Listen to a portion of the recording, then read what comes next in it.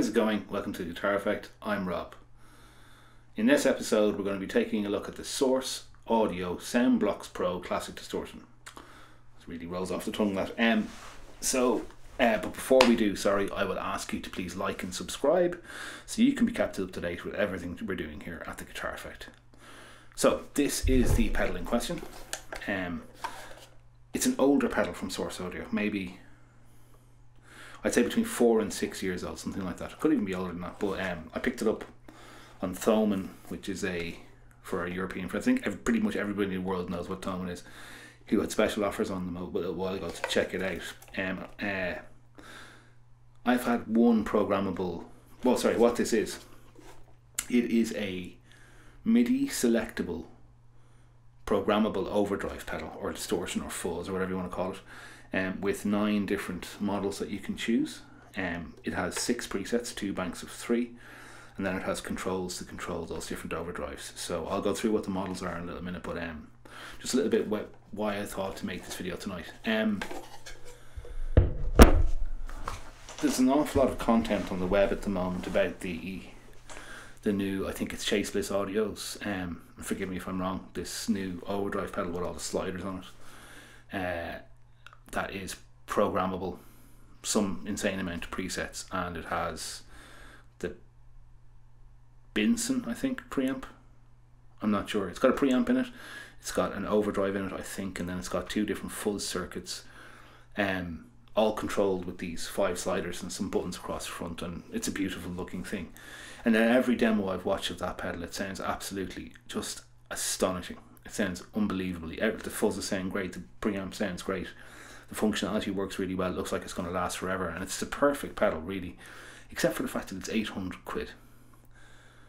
And to me, the idea of spending 800 quid on an overdrive pedal is just lunacy. It's really a kind of, for me, it's a case of what is going on with the music industry that people think it's an overdrive pedal as a guitar player in a band is worth spending 800 quid on. I don't know, it's just a tool to make music. Seems like an inordinate amount of money to spend on a pedal. A guitar, yes, and even then you can get pretty nice guitars for a lot less than €800. And the reason obviously that it's so expensive is because it does so much, but it's not the first programmable overdrive pedal in history. And I thought, I got this one a while back, which effectively does the same thing except one massive difference. That one is completely analog with digital switching. This is completely digital, and I think there is a tonal difference between the two, but for a certain purpose, I think this Soundblox Pro, which you can definitely pick up second hand for €100, and it's roughly the same size as that pedal, by the way, and thus takes up the same real estate on a board, and thus is intended to replace something like the same number of pedals on a board. Does a pretty, Source Audio stuff is just absolute top notch, and has been since they started. It does a pretty brilliant job of some of those sounds. Some of them not so much, but some of the sounds that you might put on your board as a programmable overdrive to replace a load of other pedals, it does really, really well. So I'm just going to talk about it. As I mentioned, there are 3 foot switches in the front. These foot switches control preset 1, 2, 3, and then if you hit this button here, the lights change from green to red, and it goes 5, 6, or 4, 5, and 6. Right, so you have 6 different presets that you can choose from, and then also there's a MIDI jack at the back. So if you're using a switching system like an MS3 or a ES5 or an ES8, or any sort of switching system that has a MIDI capability, like even I think the Harley Benton one of them anyway, has a MIDI capability on it. You can choose which one of these presets you want on a patch by patch basis by simply putting a MIDI cable in there, which makes it very powerful. It means you can have massive tone shaking capacity at your feet with one switch using only one pedal. Same principle as a Line 6 DL4 delay pedal, or a TC Electronic Flashback X4, or a Boss DD200, or whatever it may be. Any multi-function MIDI assignable pedal. The only thing that's interesting about this is that it's distortion, which aren't that common. Boss has a new one out, I think, the OD200. Similar principle to this. This is about between 4 and 6 years old, I'd say, since it came out.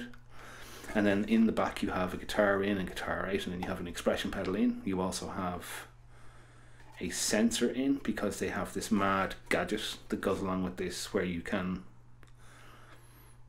use this thing that goes on your hand to control parameters on it, like by just moving it in the air. And then it has a sensor out, so you can use another cable to control a number of these different pedals with that sensor thing.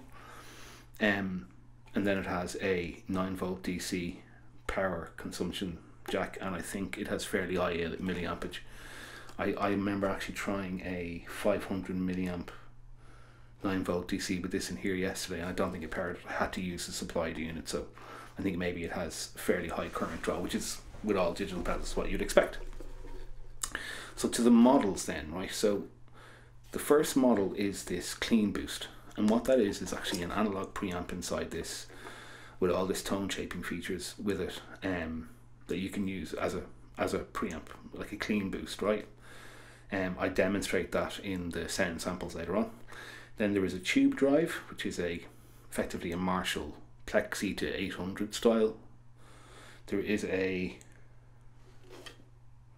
smooth tube, which is a Mesa Boogie style preamp. I don't really like Mesa Boogie amps, so I never really landed on that. I think I tried it once or twice, wasn't my thing. There's a power stage, which I think is modelled after some full tone pedal, maybe a full tone Distortion Pro or something like that. So like a red pedal. There is a crunch tube, which I think is Source Audio's own like distortion model.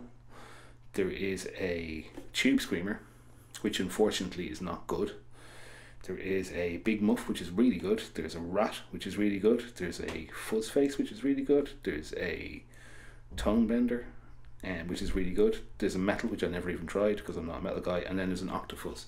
So I'll talk about this and show you this later in the video, but where I think this comes into its own is this side of the pedal on. So the clean boost is good, and the Marshall emulation is good, usable, but I don't think I would ever use this as my main distortion pedal. However, I think to replace a muff, a rat, a tone bender, a fuzz face, and an octafuzz, which is 5 pedals, for somewhere around €100 mark, I think it does a brilliant job on all those. At least in my experience, like it doesn't clean up the way a fuzz face would. But in terms of like wanting that flavour of sound at a certain point in your set for any of those, like a rat, a muff, a fuzz face, a tone bender, or an octafuzz, it doesn't have the nuance thing that they have with the cleanup and stuff. But if you want those sounds at a particular part in your set, it does them, I think, really, really well. Then other things are, you can plug an expression pedal into an expression jack here and morph between 2 of the over distortion presets. Don't know why you would ever want to do that, really. I think you can also assign parameters to it, so you can like use it to control the amount of gain in one preset, which could be quite useful. Then there is a noise gate, which is controllable via these 2 switches, which is actually on the onboard EQ. I'll come back to the noise gate in a second. There's an onboard Source Audio programmable EQ on this pedal as well, which is amazing, because that pedal alone itself is really expensive. So you can take any one of these presets or any one of these sounds that's on this and then assign any setting of this EQ, so you can tweak the bass, middle and treble on any one of those to a massive degree using this EQ, and it's assignable on or off to any one of these presets, which I think is a very powerful thing. Then you also have these 2 gain controls here, which control like high end distortion and low end distortion. Then there's a mid control and a master volume. It is a very, very complicated pedal. This is not a plug it in, it sounds amazing straight away pedal. This takes a bit of love and a bit of time, and you can get some great results out of it, but it does take time. It's not a plug and play kind of thing, at least it wasn't for me. And that's kind of the introduction to it. I'm trying to think if I'm leaving anything out. No, I think I've covered everything off. Oh, sorry, yes. All of these EQ bands on this EQ here, when you put it into it's like some sort of second edit mode. I can't remember how to do it now. I haven't used this pedal in a while. They control secondary functions, like one of them controls the noise gate, and the knobs then can control the threshold and stuff like that. And the noise gate in this is really, really good, and I can't remember how to do it now, but it's very easy to access once you figure it out. And you can set how much noise gate you want in any preset and save that into it as well. So it's really, really well thought out, well engineered. It's not going to break. It's made of really hardened reinforced plastic, and it's light, so it's not going to weigh your board down massively. Yeah, so the Source, it's got a ridiculous name, the Source Audio Soundblox Classic Distortion. Have a listen, see what you think.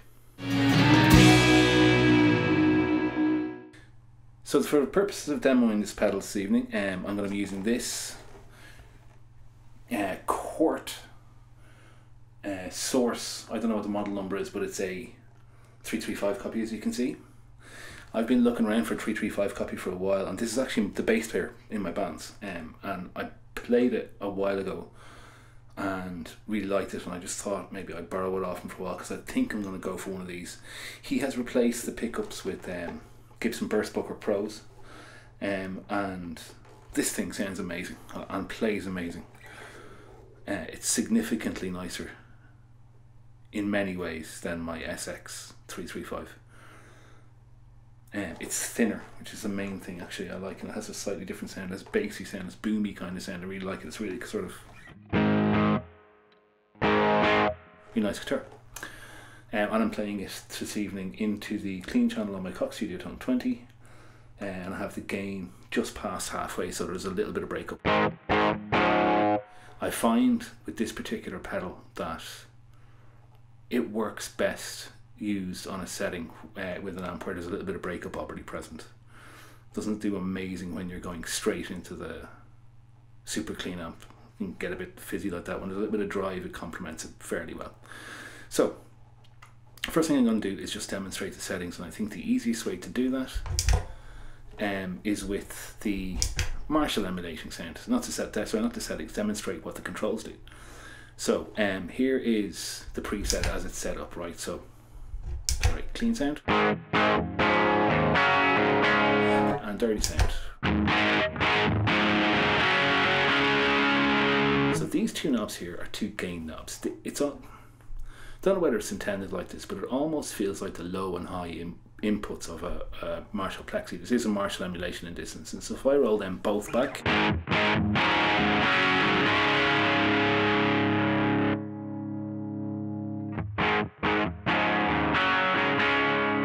the low one sort of boosts low end gain, right, and the high one boosts high end gain.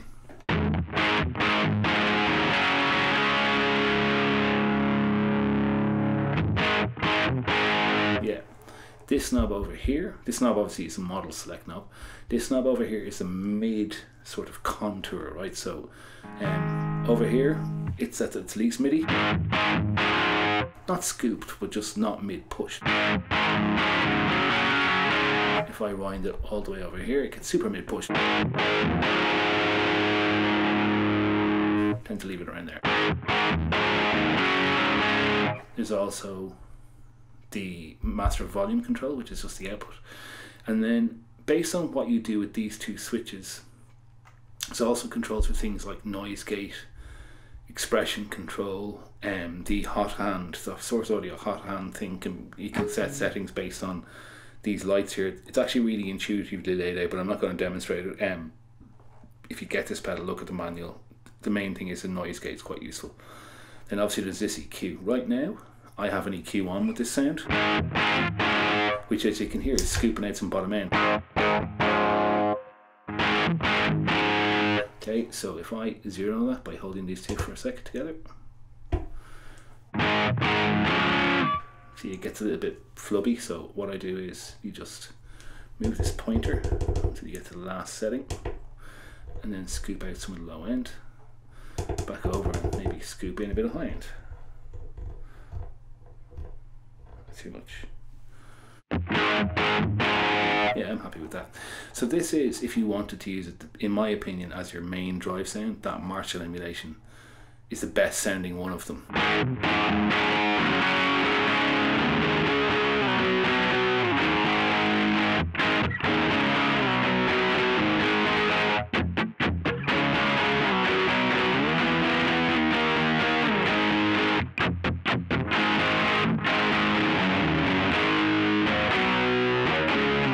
Okay, so that is the controls explained.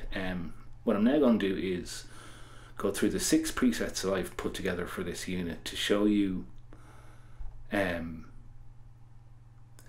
6 sounds that I found most useful from it. Okay, so going over to the first preset, turning it off, come to my clean sound. The first one actually just uses the inbuilt analog preamp, which sounds like this. Oh, just fix that because I don't want to lose it on my camera here. It's actually quite decent sound.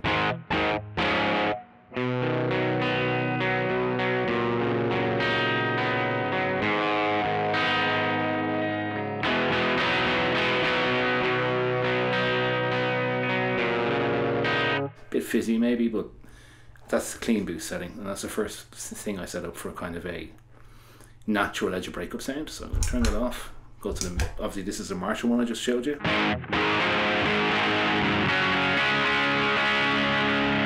I just showed you, that's not going to linger on that for a long time. And then this one is the Tube Screamer. Of all the models on this unit, this is by far the most disappointing, unfortunately. It kind of sounds awful. I would never use that like that, and I've also tried tweaking the controls and even using the EQ, but to me a Tube Screamer, needing to EQ a Tube Screamer sort of defeats the purpose of a Tube Screamer. So one way that this does work okay is if I change to the 30 channel on the cock and turn it off for a sec. So just shows, man, you just can't beat amp distortion. It's just gorgeous. Right, and I turn this on. It's an okay solo boost.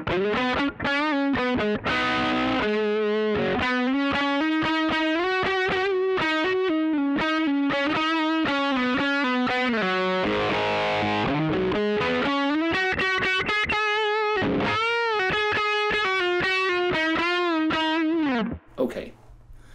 I wouldn't use it ever as like a Stevie Ray Vaughan thing. It's just not a good sounding Tube Screamer, unfortunately. At least that's my experience of it. So back to the clean channel. We move over to the red presets, and the first one of them is a rat. I like this. And also, before we get into these 3 presets, which is the rat, the muff, and then a couple of different fuzz settings, I think this is where this pedal comes into its own. So if you had, say, even a TC Dark Matter distortion on your board and this, you could use the Dark Matter as your distortion channel, and then use this for all these different flavors that you might want for different parts in the set. Like you might want one part where you're doing a rat, like so for example there's one song in my band set where I need a really heavy thick distortion riff, and this sounds great for it.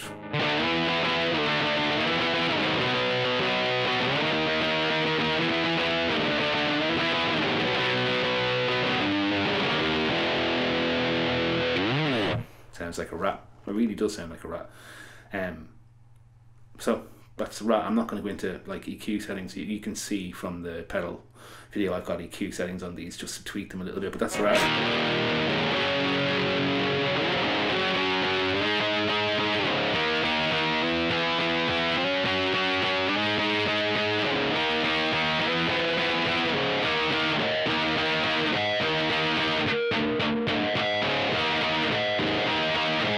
Nice artificial harmonic thing going on there.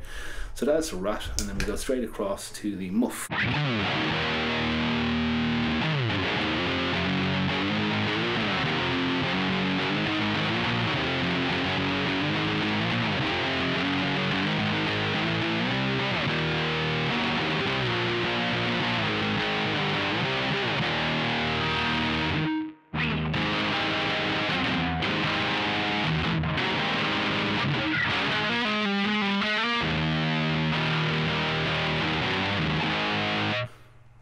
I think that's really usable as well.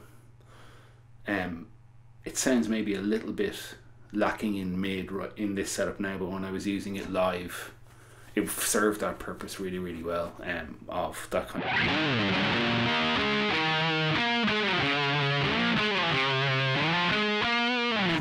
to the neck pickup, put a bit of delay on.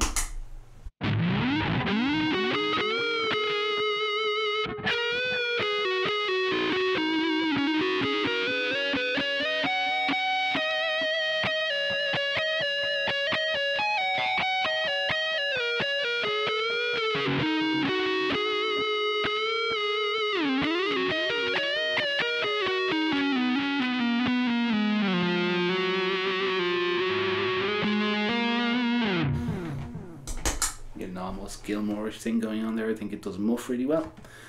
And then the last setting that I'm going to demonstrate is the fuzz setting. So when I say fuzz setting, I say that because I sometimes set it to the fuzz face, I sometimes set it to the tone bender, and I sometimes set it to the octafuzz. Most of the time I find the tone bender the most characterful one. So this is the tone bender on the neck pickup.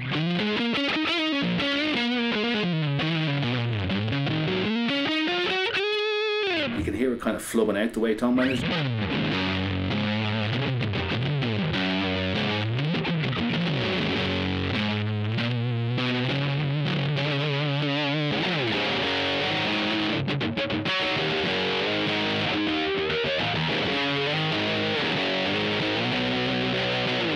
A really nice usable sound.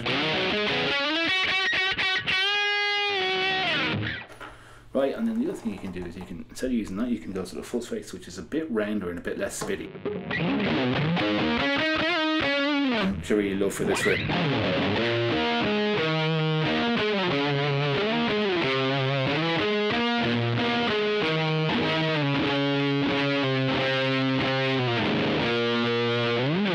And the other thing you can do is go up to the octafuzz, and it has a pretty usable octafuzz setting.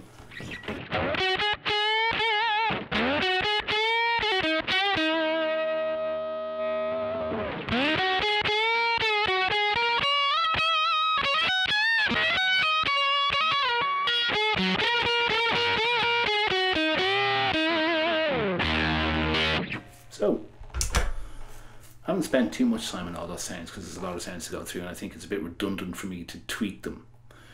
I simply wanted to show that as a programmable overdrive pedal that can be had, I think, second hand for relatively reasonable money. I think you can pick them up for around between 80 and €100. I think it's an interesting option for character sounds. So I'm not going to go into time going like tweaking sounds and stuff, because I think I just want to demonstrate some of the models. There's enough tweakability there to get whatever sound you want out of this pedal, but it's not an instant thing. It takes time figuring out what it is you want the pedal to do, and then, you know, working with it and using the EQ and the mid and the two gains and stuff to really tweak the sounds to get them the way you want to be, which is one of my complaints about it. I like stuff that's quite instant and happens really immediately. This is not that. This takes a little bit of time, at least for me anyway. It took a little bit of time to dial in the sound so that when I hit them, they had the right dramatic effect at the right parts of the song and stuff. All the levels were balanced, and I didn't end up using it for my core distortion sound, which I had hoped on doing with the Marshall emulation, but I just didn't think it quite got there. So, there are the sounds. So there you go, folks. That's it. That's the sounds of the Soundblox Pro Classic Distortion. So what's my conclusion on this pedal? I think, for me, you need to have time to tweak it, but if you do put time into tweaking it, I think you can get some really usable sounds out of it. And I also think it is a flavor pedal. I wouldn't use it for my main distortion. There maybe there's other people out there who would. It's a bit hard to get a really nice organic sounding overdrive out of it. Probably the best one of them, and even it's not amazing, is that clean boosting to a slightly dirty amp already. So I would either use it in conjunction with clean and dirty channels on my amp, or I would have another pedal on the ground as my main distortion pedal. But if you have your clean and dirty sound sorted out as a rat, a muff, a fuzz face, an octafuzz, a tone bender, all of those things I would happily lean on this for both studio and live. In that sense, I think it's massive bang for your buck, and is a massively overlooked programmable distortion, fuzz and overdrive pedal. So yeah, that's it. The Soundblox Pro Classic Distortion by Source Audio. Thanks for checking it out. Please like and subscribe. For any questions, fire them down in the comment section below, and yeah, I will see you soon. Take it easy.